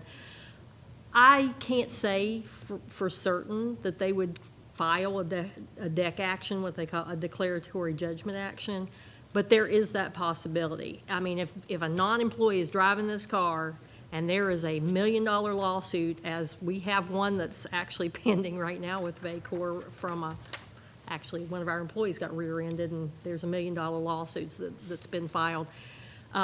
There is a possibility that they could say, hey, this was not an employee, this is not going to be covered at all, so whatever came out of that lawsuit, whether it's a $1 million judgment, a $500,000 judgment, a $20,000 judgment, we may have to pay that out of the county's coffers because the insurance wouldn't cover it. Now, again, I'm not saying that's 100% going to happen, but it could, and I just wanted to make you all aware that that's why I'm concerned about this. We're actively looking for an insurance company that would possibly. Yeah, we're going to have to do an RFP, send it out. We're looking at a situation where if we can find a partner, if you will, a company that's willing to do it, we're looking at trying to lease a vehicle that also includes the insurance on that vehicle, and that way that would take the county's, you know, liability out of it completely. That's crazy. That's crazy, in my opinion. Right now, if you are sitting at the airport and you wanted to come here, for $12.97, Uber will have you here by 11:51. That's what they're saying.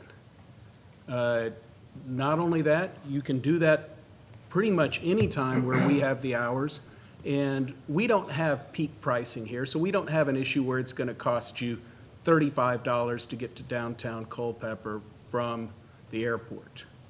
And you frequently get longer wait times, meaning you got to wait up to 8 minutes to be picked up.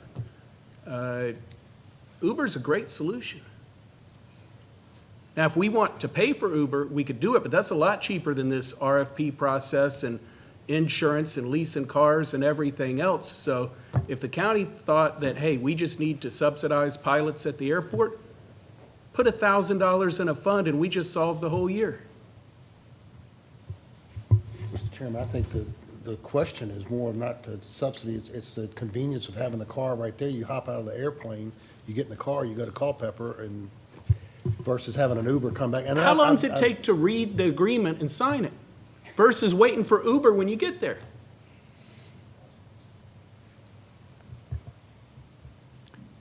Other questions? A couple. What is the difference in what the county attorney is recommending as far as the coverage amounts versus the state?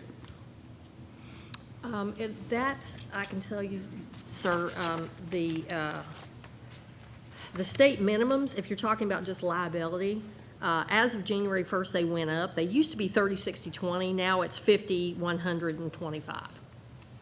So that's injury for one person, injury for two people, and property damage. So $50,000 per one person, $100,000 for more people, and then $25,000 in property damage. Those are the liability bare minimums that are required by the state of Virginia now, as of January 1st of 2025.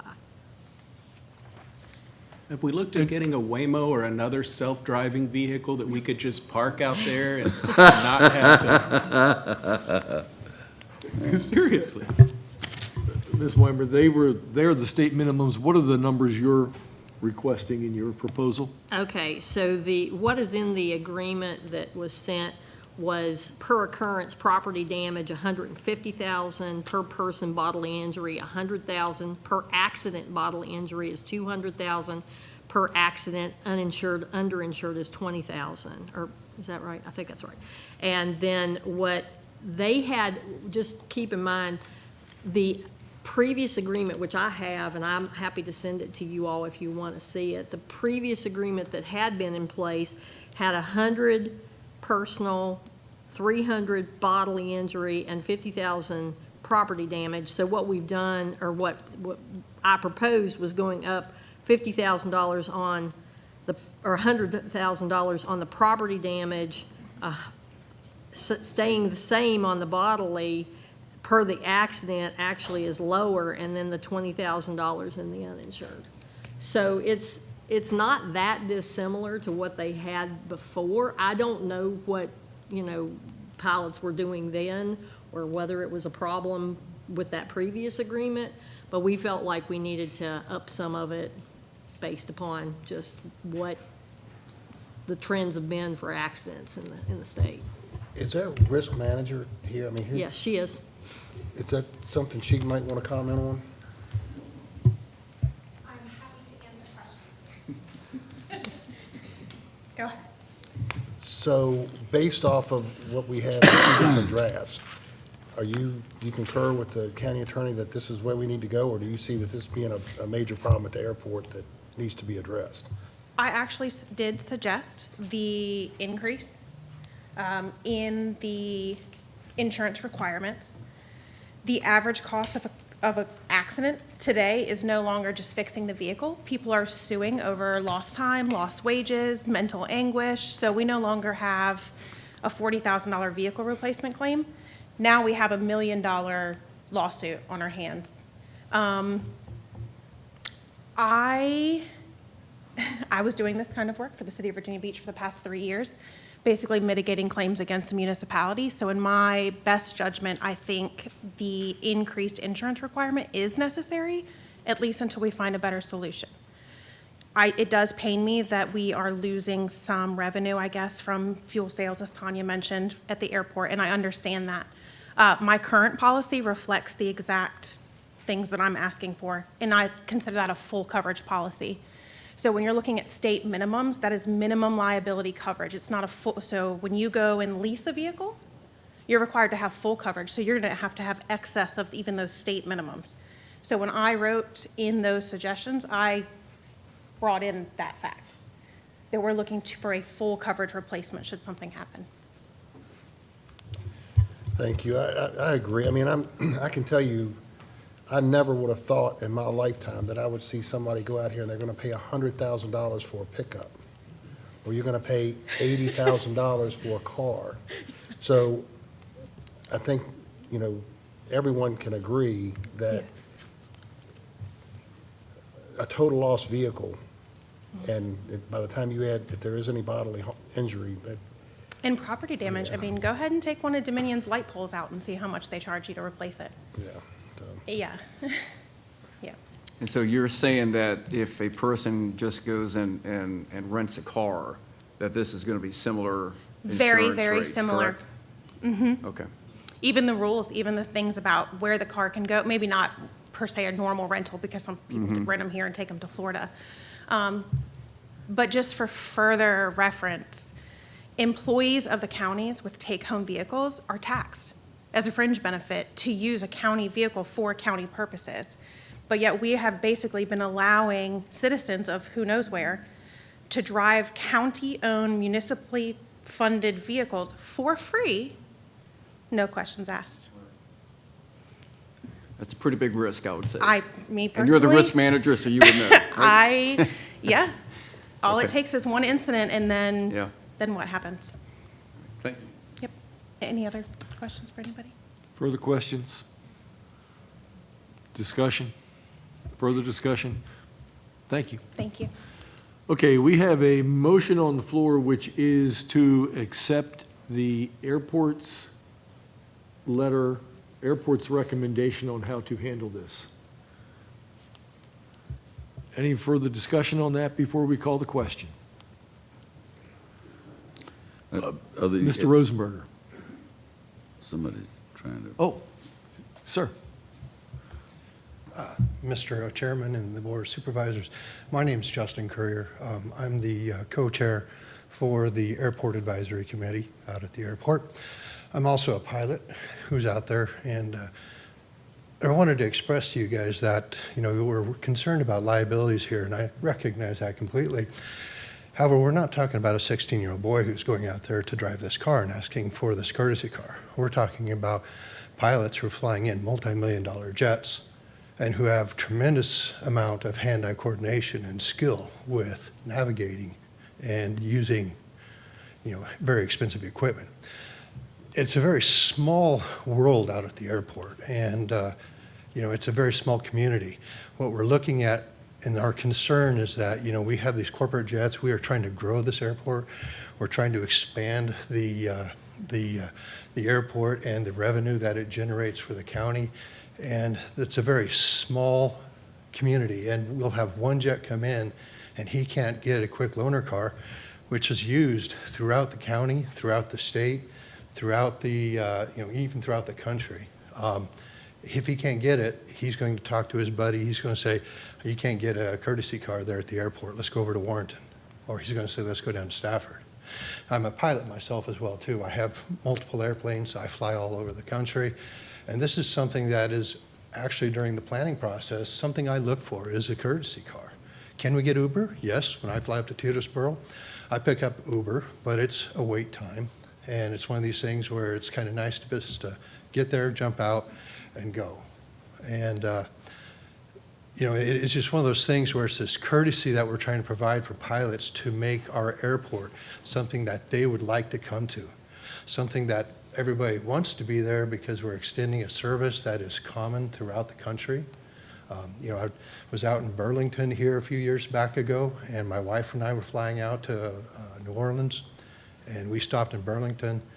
They had a courtesy car there. It's a beater. It wasn't anything very exciting, but my wife and I were able to go out and go have lunch, come back, and then continue on our way.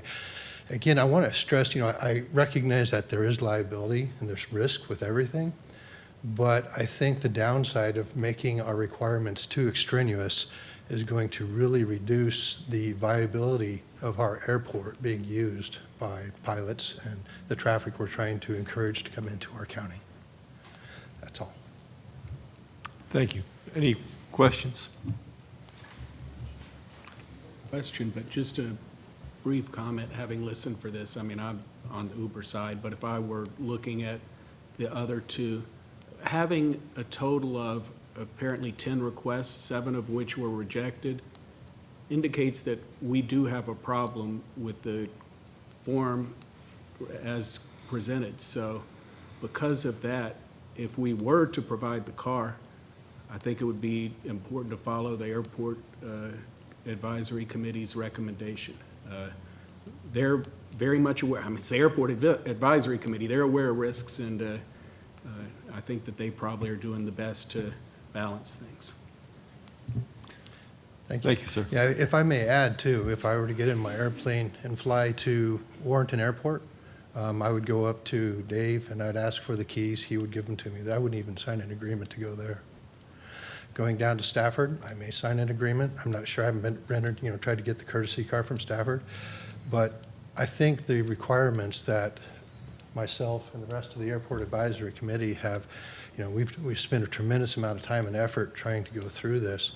And we have come up with a document which we think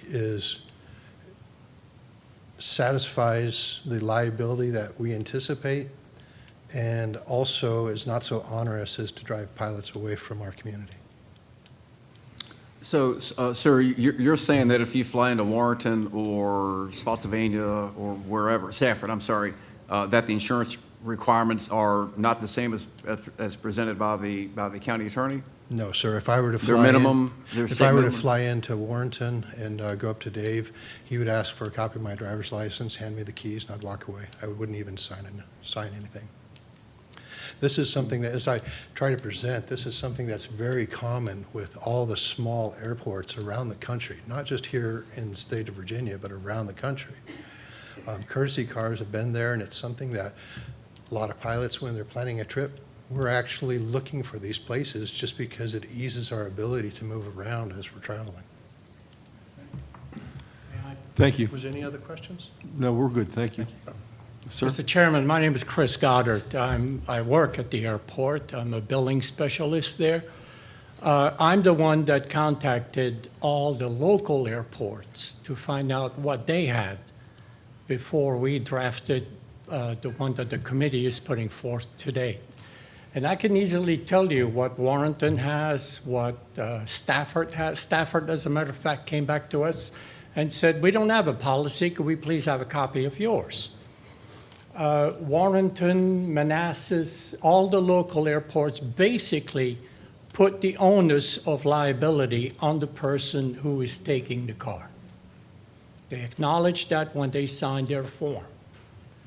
They are taking responsibility under their insurance, just the way you would when you rent a car. You have the option to decline the insurance company that they're offering you, and you say, no, my insurance will cover it. That's the way the other airports do it. Thank you. Any further question or discussion?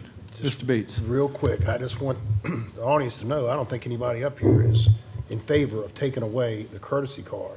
And just because another, well, that's fine, but I mean, you're going to provide, if you can provide something that they can get the transportation. But I, for one, am not in favor of taking away the courtesy car. But I am not in favor of walking the line just because another county has exposure that could end up in a major lawsuit, that's the way to go. I don't feel comfortable doing that. With that said, I'm thinking, okay, well, you're flying $1 million airplane in here. You would think that you would have some sort of insurance that you're flying this $1 million airplane.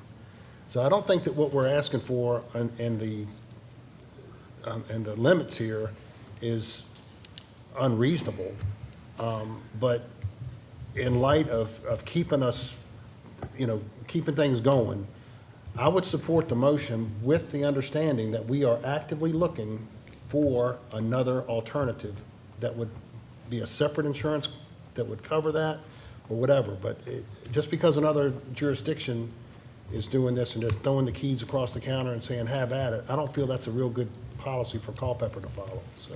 Could I make one comment? The only real concern that I had, and the reason that I brought it to the board's attention, is that the proposed agreement from the committee basically under number 5 doesn't talk about any kind of limits. They just basically, it says insurance, the pilot assumes responsibility. It doesn't give any parameters whatsoever.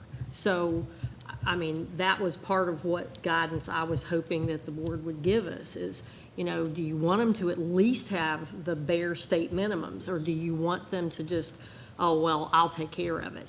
And again, you're right. A lot of pilots, a lot of other people or people that own businesses, they have what they call umbrella policies. And umbrella policies, include not just one thing, but multiple vehicles, multiple things, and they have different limitations that are higher because they have these umbrella policies. I don't know if all of these people do have those or don't have those, so that was one of the things that I just wanted to get some guidance from you all. Mr. Chairman, I don't really have a lot of concern about the pilots driving the car, but it's a 16-year-old decides he's gonna run from the cop and hits one of our vehicles at 100 miles an hour, because, you know, that stuff happens all the time. Is there a way that the county could have that vehicle insured that would cover us, and we pay the insurance as the loaner vehicle? That's what we're exploring. Okay, all right, well, that would be the answer to that. It would seem to me this is a liability to the county, and yes, the pilots do fly million-dollar airplanes and have training, and frankly, I find it hard to believe they don't have basic automobile insurance. But I find that hard to believe. Even basic But coverage, though, these values are It would seem higher. to me that the courtesy car is sort of a standard at a local airport, and I think we need to continue that. But I really believe we need to come together with some sort of a proposal and an idea of how we can cover the county for the liability here. Because frankly, the insurance coverage, item 5, in the airport's suggestion, I don't think that holds much water. You know, we're just saying, yeah, I'm going to sign this to say I'm going to hold the county harmless. But there's nothing here that really says how you will do that. I think that's an issue. So I'm going to have a hard time accepting this letter as it is presented. Possibly it would be good to put together the county attorney and the risk manager with some people at the airport to come back with a different proposal that could do that. Would that be a possibility? And we can put this to a vote, wherever you want to go here. Ms. Cogino. Well, so I think one of the biggest things that kept people from being able to utilize this is that property damage of $150,000. I just looked up mine. I have full coverage on my car because I still owe money on it, and my property damage is $100,000. So you're going to have a lot of people that have full coverage on their vehicles that will not meet these minimums because that one particular is, you would have to ask for addition. I believe they even had one pilot go on his phone and up his policy so that he could actually take the car out. So I think there may be just one or two items that, yes, two of them might be slightly lower, one of them is slightly higher, but that's the one that's exclusionary. And so if we could work on that, or even just proof of insurance, that would be something that's, I mean, most people don't, everybody has to pull it up on their phone and whatnot to get proof of insurance, but I don't think you're gonna, that personal property damage is the one that I think is the major stickler. The motion on the floor is to approve this letter as it is presented. Mr. Underwood. Yes, while I don't believe we should have a courtesy car for lots of reasons, liability, et cetera, the majority of this board and the Airport Advisory Committee believes we should. If we're going to have one, I am fine doing it with less, I mean, I guess you could say where the county is taking incrementally more liability because we don't have specific limits. And the reason I'm fine is we're asking, the county, if we have it there, we're always going to be liable. And whether we're liable for $100,000 or $150,000, that's not the big issue. If the issue we're taking the 50 grand liability on the county, sign me up. So that's why I'm fine not looking at the amounts and accepting the advisory committee's position. The real risk is that it's something much greater than that, that's much greater than the insurance that we're thinking about. And as long as we have that vehicle there, we're going to have that risk whether we do option A or option B. So therefore, I'm okay doing A. Make it easier for, if you're going to have the car, make it where the pilots can use it.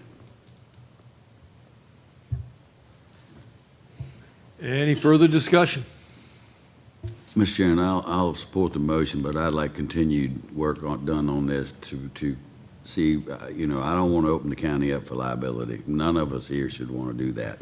So I think that you've got to do further study and see what we can come up with that's a workable solution.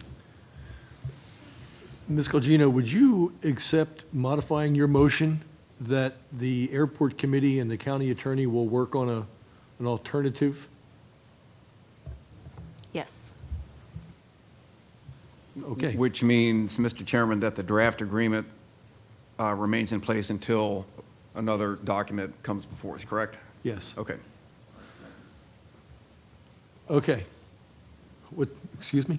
Question. That's- Let's move on. I'm getting there. Okay. No further discussion. All in favor, say aye. Aye. Opposed? Motion is carried. Okay, moving on. Public Safety Committee, Mr. Bates.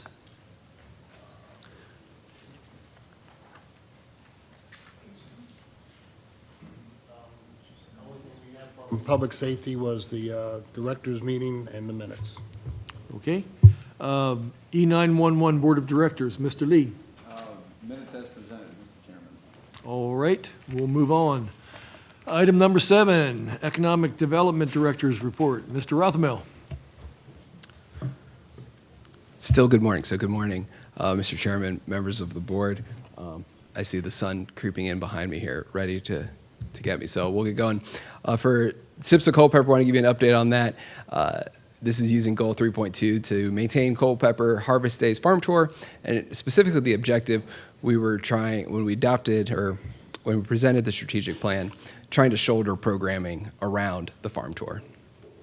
So in 2024, we launched SIPs of Culpeper.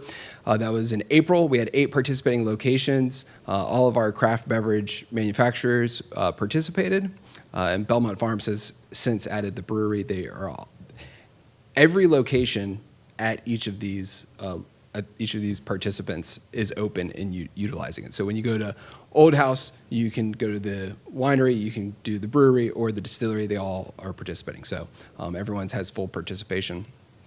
And this program highlights the craftsmanship behind our beverages and encourages residents also to broaden their horizons. So if they're only going to their same favorite, that they understand that we have other locations as well. To Tier 1 passport, you have 5 participating locations, and then you earned a pint glass.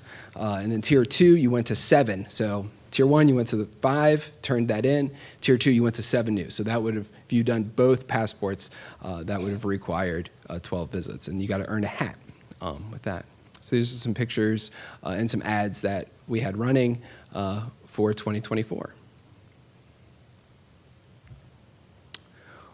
514 pint glasses were earned, 108 hats were earned. That's an economic impact of $26,608. The way we come to that, our business development manager, Winona Pritz, kept every passport that was turned in. She went through each one to know which locations they went to, then understanding the average price at each location. So when we say it's $26,608, this is one of our most exact estimated direct economic impact.